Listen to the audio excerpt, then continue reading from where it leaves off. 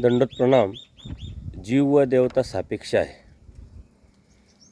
ज्याप्रमाणे जीव स्वार्थी असल्यामुळे प्रत्येकाकडून अपेक्षा करत असतो, तसे देवतासुद्धा जीवाकडून अपेक्षा करतात. अर्जितापेक्षा कोणत्या प्रकारचं जास्त देण्याची जी प्रवृत्ती आहे ती मुळातच देवतेमध्ये नाही. या उलट परमेश्वराचं आहे.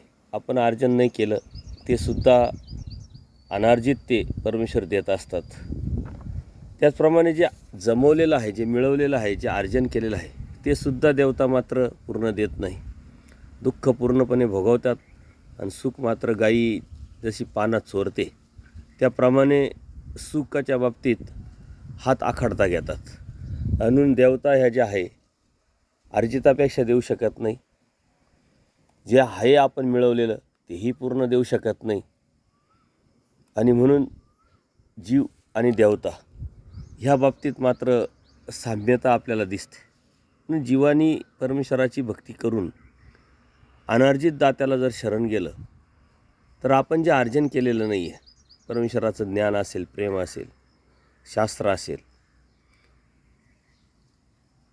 परमेश्वराची प्राप्ती असेल, हे मात्र परमेश्वर देऊ शकतात. पण त्याविषयी आपल्या मनामध्ये ज्ञान असतं आणि त्या ज्ञानाच्या वरती चालण्याची इच्छा आणि अनन्यभावी शरण जाऊन एकनिष्ठ भक्तीची वासना जर असेल तरच ते होऊ शकतं. दंडोत प्रणाम.